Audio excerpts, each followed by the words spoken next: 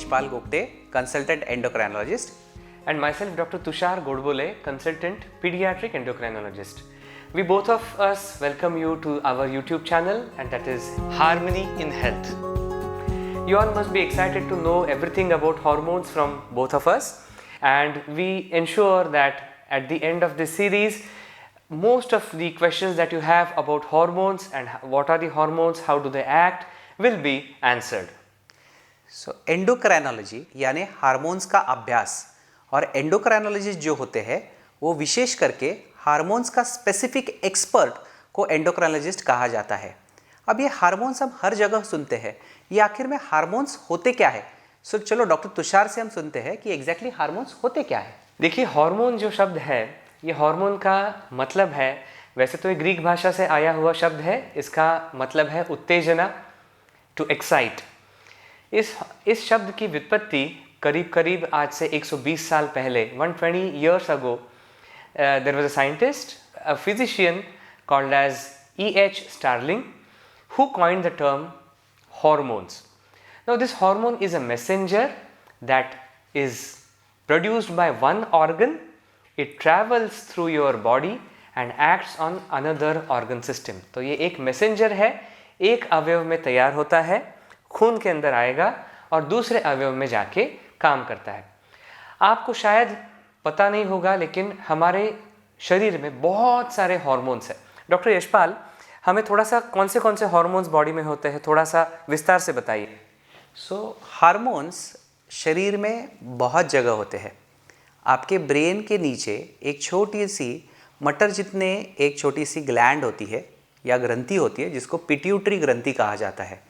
वो हमारे शरीर में होने वाले हार्मोन्स की मास्टर ऑर्गन या मास्टर ऑर्केस्ट्रा जिसको कहते हैं। सो जैसे एक ऑर्केस्ट्रा में उसका चालक होता है जो अपने मूवमेंट से पूरे ऑर्केस्ट्रा को कंट्रोल करता है, वैसे ही ये ग्लैंड जो है ये शरीर के हर एक अवयव या हर एक ग्रंथि को कंट्रोल करती है।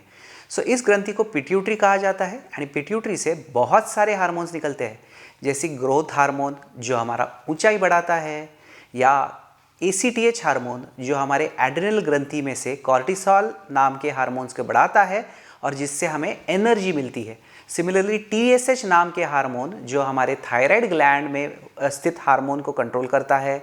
उसके अलावा FSH या LH नाम के हार्मोन्स जो हमारे पर्टिकुलर सेक्सुअल हार्मोन्स जो है उनको कंट्रोल करने वाला पर्टिकुलर हार्मोन होता है। इसके अलावा प्रोलैक्टिन नाम का हार्मोन जो ज़्यादातर स्त्रियों में पाया जाता है और जो स्पेशली प्रेगनेंसी के बाद ब्रेस्ट फीडिंग के वक्त दूध बनाने की प्रक्रिया बनाता है।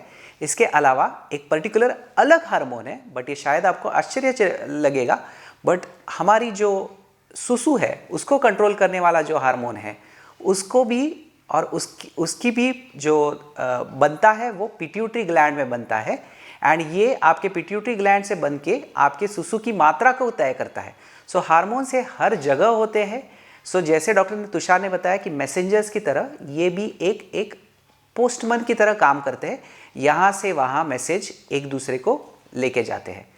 पिट्यूटरी के अलावा और कोई ग्रंथि होती है डॉक्टर तुषार? पिट्यूटरी ग्रंथि तो आपने देखा दिमाग में होती है। आपके गले में यहाँ पे एक तितली के आकार में, लाइक अ बटरफ्लाई, हमारे गले में होती है थायराइड की ग्रंथि।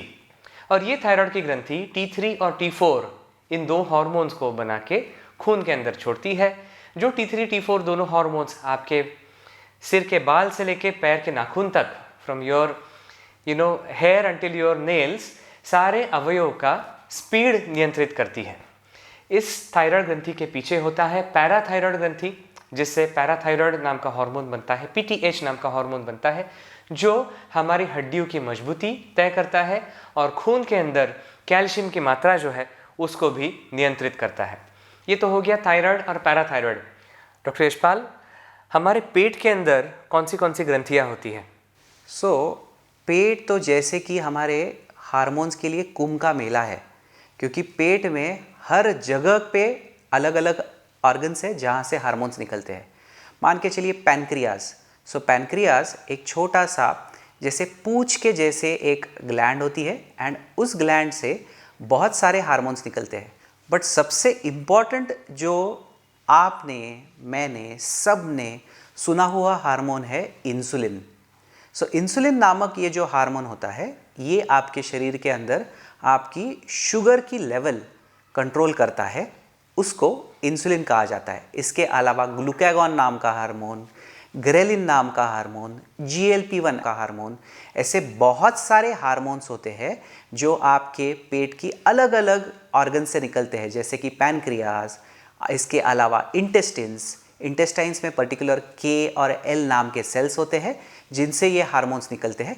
उनके बारे में हम और आगे जब डायबिटीज़ के बारे में और मोटापे के बारे में खास करके पढ़ेंगे या सुनेंगे, तब खास करके उनके बारे में हम और ज़्यादा डिटेल में जानकारी देंगे।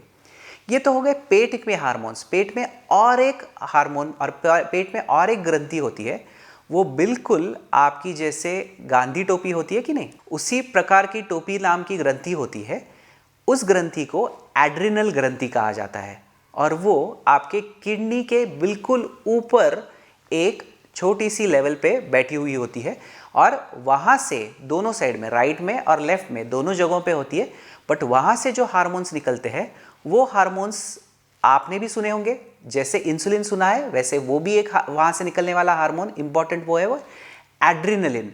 सो आपने सुना होगा एड्रिनलिन रश, यानी क्या कि जब भी कोई हमारे पीछे पड़ता है, सो कोई भी फाइट, किसी से भी झगड़ा करने के लिए या फ्लाइट यानी कहीं से भी भागने के लिए जो एक्स्ट्रा एनर्जी ज़रूरी पड़ती है ना, वो हार्मोन प्रदान करने वाला जो ग्रंथि है वो एड्रिनल ग्रंथि, उसका एड्रिनलिन नाम का हार्मोन निकलता है। उसके साथ में एक हार्मोन निकलता है जो है कॉर्टिसोल हार्मोन, जो हमें एनर्जी देता है, साथ में आपके शरीर की शुगर मेटाबॉलिज्म को नियंत्रित करता है।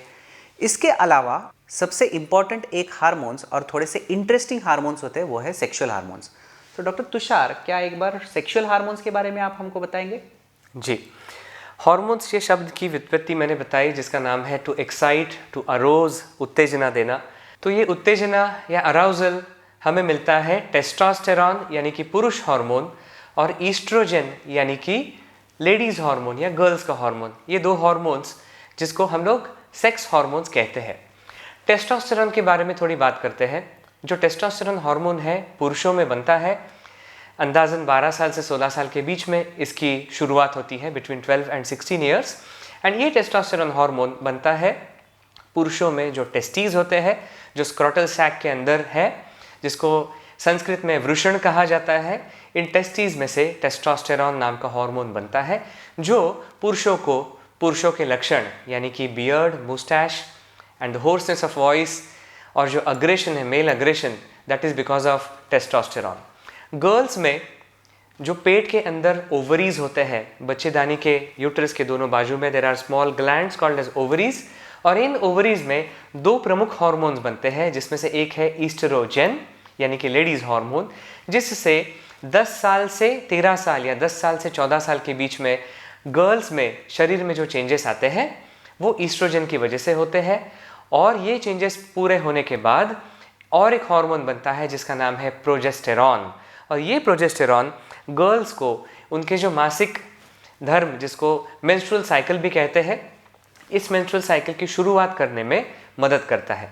तो ये मेल हार्मोन और फीमेल हार्मोन 10 साल से 14 साल के बीच में धीरे धीरे शुरू होते हैं और 50 या 60 साल तक के लेडीज़ एंड जेंट्स में ये हार्मोन्स काम करते हैं। इन सेक्स हार्मोन्स के बारे में, इन जेंडर हार्मोन्स के बारे में अगले एपिसोड्स में हम बहुत डिटेल में आपसे बात करना चाहते हैं, लेकिन उसके लिए आप सबसे एक रिक्वेस्ट है कि हमारे इस YouTube चैनल को आप ज़रूर लाइक करें, सब्सक्राइब करें और अगले एपिसोड्स के लिए आप तैयार रहें। सो लाइक करके हमें पता चलेगा कि आपको सच में हम जो नॉलेज आपको दे रहे हैं उसको वो पसंद आ रहा है कि नहीं। साथ में हमें कमेंट्स करके ये भी बताइए कि किन हार्मोन्स के बारे में और आप डिटेल में सुनना चाहोगे या जिसके बारे में आप जानकारी लेना चाहोगे। साथ में पर्टिकुलर कुछ हार्मोन्स होते हैं जो हार्मोन्स भी है और विटामिन्स भी है, जैसे कि विटामिन डी, ये नाम का एक्चुअली विटामिन है, बट ये हमारे शरीर में जाके हार्मोन बनता है। एंड ये विटामिन डी आपके शरीर में कैल्शियम को कंट्रोल करता है, साथ में आपके हड्डियों को स्ट्रेंथ को कंट्रोल करता है। इसके अलावा उसका इम्यून रेगुलेशन में यानी आपकी रोग प्रतिकार शक्ति बढ़ाने में भी साथ में एक साझा रोल होता है। इसके अलावा विटामिन ए नाम का हार्मोन है, ये भी आपके शरीर में कुछ पर्टिकुलर फंक्शंस के लिए, मेम्ब्रेनस फंक्शंस के लिए ज़रूरी होता है। इसके अलावा छोटे छोटे लोकल हार्मोन्स हैं जो आपके शरीर में लोकल लेवल में हर चीज़ को कंट्रोल करते हैं।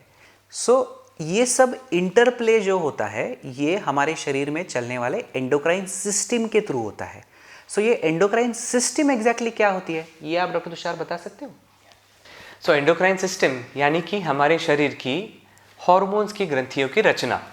तो जैसे एक देश का कारोबार चलता है, there is a central government under which there is a state government, beneath which we have various local bodies and organisations, वैसे ही हमारे शरीर में जो मास्टर ग्लैंड है वो है पिट्यूटरी ग्लैंड, और उसके अंडर बहुत सारी ग्रंथियाँ काम करती है। और ये केवल ऑर्डर नहीं छोड़ती है, ये एक दूसरे से बातें भी करती है। There is something called as a feedback mechanism. जैसे कि थायराइड ग्रंथि अपना काम करके T3 T4 हार्मोन्स बना के खून में छोड़ती है, इन T3 T4 हार्मोन्स का लेवल या खून के अंदर जो उनका मात्रा है वो पिट्यूटरी को समझ में आता है। अगर ये मात्रा कम या ज़्यादा है तो पिट्यूटरी ग्रंथि अपना सिग्नल थायराइड ग्रंथि को भेजेगी और उससे काम कम या ज़्यादा करवाएगी। ये काम कम ज़्यादा करने के बाद उसका again there is a feedback that goes back to the pituitary system, and the endocrine system talks to each other via various messengers. और सबसे ज़रूरी यानी ये हार्मोन्स की ग्रंथि एक दूसरे के साथ झगड़ा नहीं करती है, ये एक दूसरे के साथ प्यार मोहब्बत से रहती है। इस प्यार मोहब्बत वाले सिस्टम को एंडोक्राइन सिस्टम कहते हैं। Yes, so be it your salt hormone, your sugar hormone, sex hormone, susu hormone, sleep hormone or the sweat hormone, everything is indeed controlled by the endocrine system. So please buckle up, fasten your seat belts and get ready for more exciting episodes of Ajab Hormones ki Gajab Kahani. Meanwhile, I'll ask all of you to kindly like, subscribe and comment on our YouTube channel. Until then, goodbye.